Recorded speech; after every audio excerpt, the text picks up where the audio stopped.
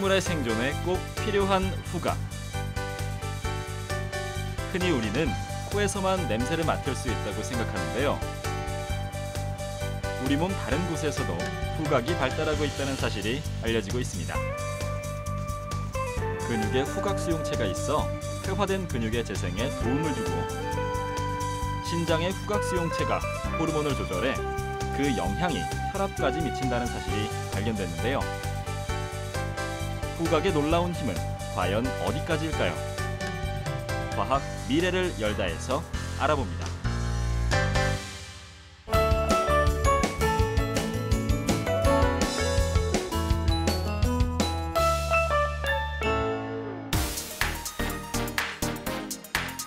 안녕하세요. 과학 미래를 열다 구재형입니다.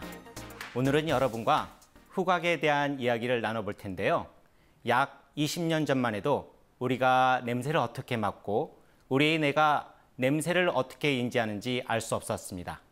냄새 감각은 동물과 인간의 감각 인지에서 아마 가장 복잡할 텐데요. 후각은 동물의 행동과 생존에 있어서 필수적이기 때문에 가장 원시적인 감각이기도 하죠. 하지만 만약에 다른 냄새를 인지하고 기억하는 기본 메커니즘은 오랫동안 알려지지 않았습니다. 하지만 이제 많은 연구가 진행되면서 후각에 대한 많은 사실이 밝혀지고 있는데요. 오늘 아마 여러분의 귀를 솔깃하게 할 재미있는 후각 이야기를 들으실 수 있을 겁니다. 자, 그럼 이제부터 후각이 어떤 특별한 힘을 가졌는지 알아볼까요?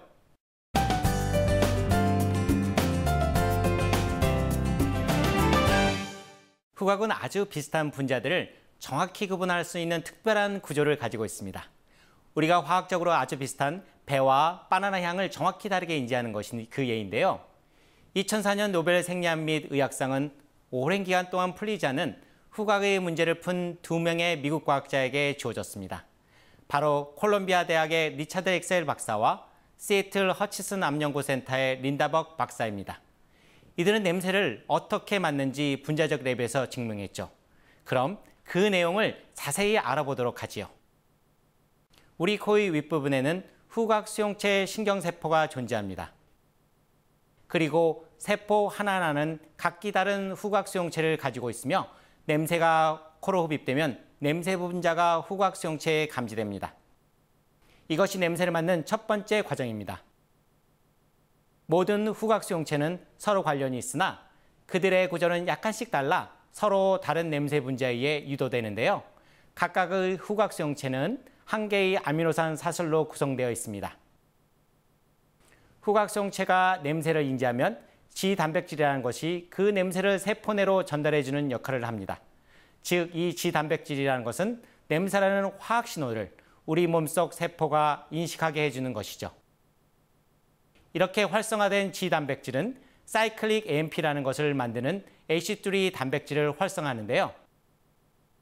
사이클릭 AMP는 우리 몸속에 들어온 냄새라는 화학신호를 전기신호로 바꾸는 시발점이 되기 때문에 매우 중요합니다. 즉, 우리가 냄새를 인지할 수 있게 해주는 것이죠. 이러한 과정으로 우리는 냄새를 맡고 어떤 냄새인지를 알게 됩니다. 우리는 약 1000여 개의 후각 수용체를 가지고 있는데요. 그럼 이 1000여 개의 후각 수용체로 어떻게 만여 개의 냄새를 감지할 수 있을까요? 대부분의 냄새는 이런 냄새 분자에 구성되어 있고 각각의 분자는 여러 개의 후각 수용체를 활성화합니다. 이것은 패치워크의 퀼트나 혹은 모자이크 같은 후각 패턴을 형성하는 조합 코드를 유도합니다. 이 조합 코드는 우리가 가지고 있는 후각 수용체 숫자보다 훨씬 더 많은 향기를 감지할 수 있도록 합니다. 따라서 수천 개 이상의 향기를 구별할 수 있게 되고 우리는 향기를 감지할 뿐만 아니라 그들을 구분하는 것입니다. 이렇게 우리가 냄새를 맡을 수 있는 원리에 대해 알아봤는데요. 이제부터는 최근에 발견된 좀 더 흥미로운 후각 이야기를 알아보겠습니다.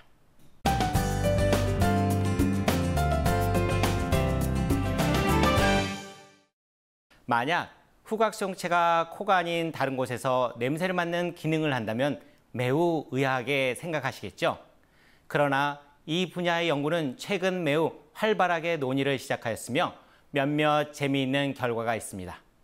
후각 수용체는 더 이상 코 안에 갇혀 있지 않고 밖으로 나와 그 역할을 과감히 보여주고 있습니다. 그럼 어떤 일을 하고 있는지 살펴볼까요? 먼저 정자의 후각 수용체 이야기입니다. 몇 가지 경우를 제외하고 체외 수정에 의한 유선 생식은 매우 소모적인 과정입니다. 해양 무척추 동물의 경우 다른 선택이 없기 때문에 엄청나게 많은 정자와 난자를 방출하고 난자의 정자를 유도하는 유인물에 의해 좀 더 효율적으로 유성생식이 일어나게 합니다. 포유류의 경우 난자의 수는 매우 적은데요. 그러나 짝짓기를 할 때는 하나의 난자에 수백만 개의 정자가 제공되죠. 그럼 난자와 수정하는 많은 후보 정자 중에 어느 하나를 결정하는 것은 무엇일까요? 이 문제에 대해 독일의 과학자 스퍼 박사와 그 동료들은 정자에 발현하는 후각 수용체가 난자가 방출하는 냄새, 즉 화학 유인성 신호를 감지하고 난자로 이동한다는 것을 증명하였습니다. 이 결과는 매우 놀랍고도 충격적이었습니다. 일반적으로 후각 수용체는 코 안에서만 발현하고 기능을 한다고 알려져 있었으나 이들은 후각 수용체가 코 위의 조직인 정자에서 발현하는 것을 밝힌 것이죠. 또한 매우 창의적인 방법으로 정자의 후각 수용체가 농도차를 감소하여 이동하는 주화성에 관여한다는 것을 테스트하였습니다. 즉, 정자가 냄새의 농도차를 인지하고 그곳으로 이동한다는 것이죠. 스퍼 박사와 그 동료들은 인간 정자에서 새로운 후각 수용체인 HOR17-4를 찾아냈으며 그 수용체에 대한 효과적인 유인제와 억제제를 찾아냈습니다. 그리고 실험을 통해 유인제는 브리지오날과 릴리안과 같은 백합향 성분이었으며 이 유인제에 대하여 정자는 활성을 보인다는 것을 알게 됐죠. 또한 동남아 음식에 사용되는 매콤한 향인 실란트라 향을 내는 언데카날이라는 성분에 대해서는 억제되는 모습을 보였습니다. 이 연구에는 아직도 몇 가지 질문이 남아 있습니다. 과연 실제 정자 후각 수용체에 결합하는 냄새의 출처가 무엇이냐는 것이죠. 포유류 난자로부터 방출되는 매우 적은 양의 유인제를 식별하는 일은 아직도 너무나 어려운데요. 한 가지 가능성은 유인제가 여성의 생식기관에서 방출되어 난관에 위치한 난자에 정자가 도착하도록 같이 조정하는 가능성이 있다는 것입니다. 이것은 어쩌면 난임을 해결할 수 있는데요. 현대 사회에서 큰 문제가 바로 난임이죠. 이때 체외 수정을 실시하지만 체외 수정 과정이 매우 힘들고 성공률도 많이 낮은 것이 현실입니다. 만약 체외 수정 과정에서 정자를 난자에 유인하는 향기를 첨가한다면 그 체외 수정의 성공률을 높일 수 있지 않을까요? 또한 이것과 반대로 임신을 원하지 않는 경우도 있습니다. 이때 정자의 유인제에 대한 기량제 냄새를 이용하여 피임약을 제작한다면 좀 더 효과적이고 간편한 임신 억제제를 개발할 수 있겠죠. 이렇듯 정자도 냄새를 맡을 수 있다는 사실을 알아봤는데요. 앞으로 많은 연구가 행해져 난임뿐만 아니라 다양한 문제를 해결할 수 있길 바랍니다.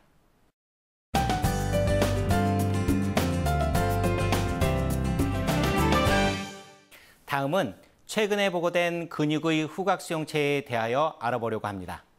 과연 후각 수용체는 근육에서 냄새를 맡아 무슨 일을 할까요? 퇴행성 근육질환, 즉 근위영양증 환자들은 일반적으로 어린아이들이며 휠체어 생활을 하다가 수명이 단축됩니다. 이와 같은 퇴행성 근육질환이나 신경근육 질환에서 쉽게 발견되는 현상이 비정상적인 분기세포 구조를 가진 근섬유입니다.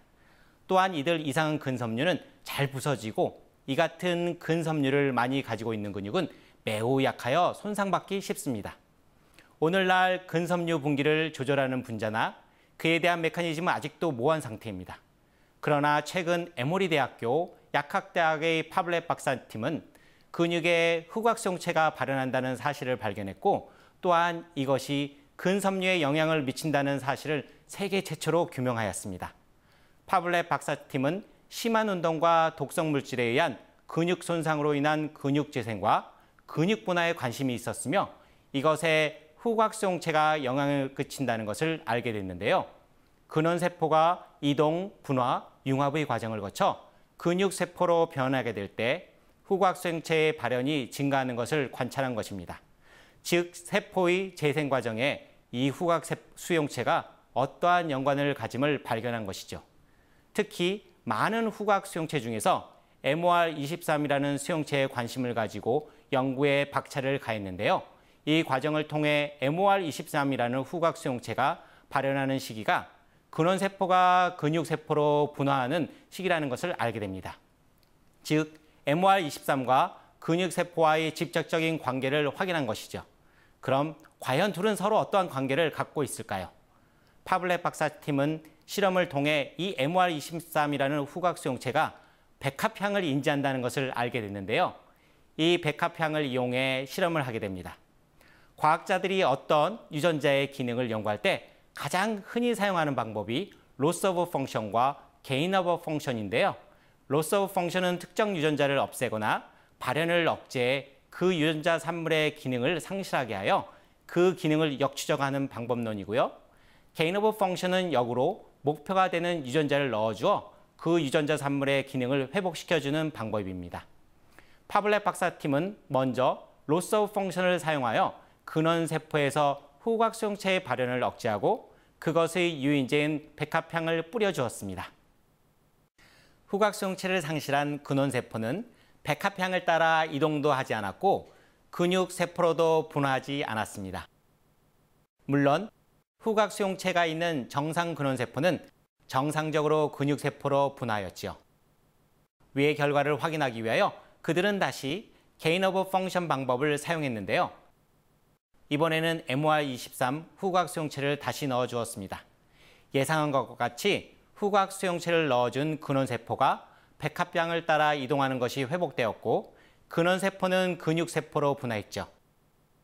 이 실험에 의해 후각 수용체가 분명히 근원세포가 근육세포로 분화하는 과정과 깊은 관련이 있다는 것을 발견한 것인데요. 그럼 손상된 근육이 재생될 때는 어떨까요? 우리의 근육은 심한 운동과 유독한 화학물질에 의해 손상되며 퇴화되고 다시 재생되는 과정을 거쳐 재기능을 하는 근육이 됩니다. 이 과정에서 후각 수용체의 기능을 밝히기 위하여 방금 말씀드렸던 것과 같은 동일한 실험을 실시하였는데요. 그 결과 후각 수용체의 발현을 억제한 근육은 제대로 재생되지 않았으며 근육질환에서 많이 발견되는 비정상적 분기 근섬유를 많이 함유하고 있었습니다. 이것은 즉 부서지기 쉬운 비정상적인 근육이 재생되었다는 것이죠. 또한 이것에 후각 수용체를 과발현하니 위와 같은 현상이 사라진 결과를 얻었습니다. 이것으로 근육에 발현되는 후각 수용체가 근육의 재생에 결정적인 기능을 한다는 세계 최초의 결과를 얻은 것입니다. 이 놀라운 과학적 발견은 많은 근육질환 환자에게 희망을 줄 수 있습니다. 현재까지 비정상적 분기 근섬유의 생성 원리나 관련된 유전자에 대해 보고된 것이 없었으나 근육 후각 수용체의 기능 여부에 따라 이런 현상의 진감이 조절된다는 것은 근육 후각 수용체에 반응하는 냄새를 이용하여 근육질환 치료제로 사용할 수 있다는 직접적인 결과라 할 수 있습니다. 이러한 치료제가 하루빨리 개발돼 근육질환으로 고생하는 환자들을 쉽게 치료할 수 있었으면 합니다.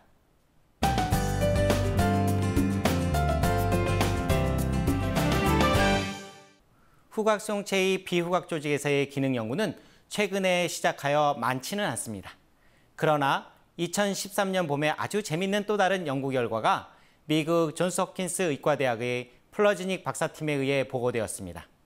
그것은 바로 장에 있는 미생물이 만들어내는 냄새를 신장에서 발현하는 후각 수용체가 인지하여 레닌이라는 호르몬의 분비를 조절하여 결국 혈압을 조절한다는 내용입니다. 재미있기도 하고 신기하죠. 이 연구는 장의 미생물, 후각 수용체, 신장, 그리고 혈압의 관계를 보여준 첫 번째 연구 결과입니다. 그럼 좀 더 자세히 살펴볼까요? 플러지닉 박사팀은 신장에는 적어도 6개의 후각 수용체가 있으며 이것은 아까 말씀드렸던 후각 수용체와 연결되어 세포 내로 냄새를 전달하는 G단백질도 발현한다는 것을 발견했는데요. 특히 이 중 하나인 후각 수용체 78번은 신장혈관과 혈관의 평활근 세포에 존재한다는 것을 알아냈습니다. 그럼 신장의 후각 수용체가 맡는 냄새는 어디에서 온 것일까요? 플러지닉 박사팀은 아세테이트와 프로피오네트라는 짧은 사슬 지방산은 후각 수용체를 활성화한다는 내용을 규명하였고 이와 더불어 짧은 사슬 지방산은 장내의 미생물에 의해 만들어지며 혈액순환에 흡수된다는 것을 보여주었습니다. 즉, 장내 미생물에 의해 프로피오네트가 증가되고 이것이 신장의 후각수용체에 자극하여 혈압을 감소시킨다는 결과를 나타낸 것이죠. 또한 항생제를 사용하여 장내 미생물을 제거하면 후각수용체에 반응하는 냄새가 제거되는 효과가 있어 혈압이 증가한다는 사실도 밝혀 장내 미생물, 후각수용체, 신장 기능 그리고 혈압을 연결하는 고리를 만들어 임상적 중요성을 대두시켰습니다. 그럼 심장 후각수용체는 어떤 기능을 할까요? 위 질문에 대한 해답과 장내 미생물, 신장, 혈압의 가능한 연결고리를 찾기 위하여 신장에 발현하는 후각수용체를 제거한 생쥐와 정상 생쥐에 프로피오네트를 주사하고 혈액으로 레닌의 방출의 양과 혈압을 측정하였습니다. 그 결과 정상 생쥐에 비해 후각수용체가 제거된 쥐에서 레닌이 감소하고 그 활성도 감소하였습니다. 이 결과 프로피오네트가 신장 후각수용체에 결합하여 활성화를 통하여 레닌 방출을 증가하고 혈압을 조절한다는 것을 알게 해준 것이죠. 위의 결과를 토대로 우리는 여러 사실을 알 수 있었는데요. 먼저 신장 기능에 있어 후각수용체가 중요한 기능을 한다는 사실, 그리고 신장에 있는 후각수용체의 기능을 이해함으로써 우리는 신장이 건강과 질병에 어떻게 기능을 할 수 있는지 이해할 수 있었다는 점, 그리고 마지막으로 신장 후각수용체는 장내 미생물이 방출하는 냄새를 맡아 혈압을 조절한다는 점입니다. 우리가 가까운 장내에 신장의 후각수용체를 조절하는 냄새를 적극적으로 활용할 수 있게 된다면 고혈압 및 저혈압 치료제를 개발할 수 있게 될 것입니다. 후각을 이용한 혈압 치료제, 앞으로 의학 기술의 발전에 큰 역할을 할 수 있겠죠.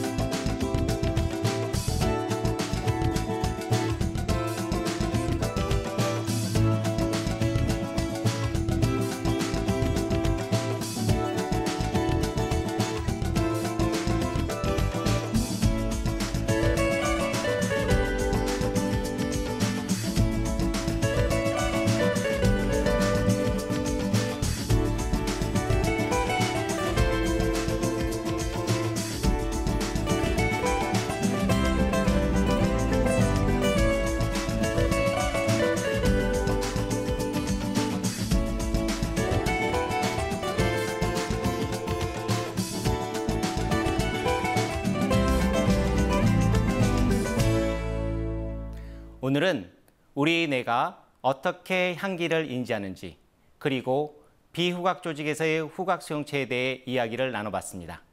냄새 물질을 감지하는 후각 수용체가 콧뿐만 아니라 우리 신체의 몇 개 조직에서도 그 기능을 하고 있다는 사실을 알았는데요. 사실 후각 수용체는 천여 개가 존재하고 비후각 조직에서 후각 수용체의 생리적 기능에 대한 연구는 이제 막 시작되었습니다. 그러니 여러분도 그 궁금증이 더하실 텐데요. 그 많은 후각 수용체가 신체의 어떤 조직에서 어떤 기능을 하고 있을까요? 여러분이 상상의 나래를 펴시고 관심을 가지신다면 언젠가는 상상이 사실로 밝혀지지 않을까 생각합니다. 과학 미래를 열다. 오늘은 여기까지입니다. 시청해 주신 여러분 고맙습니다.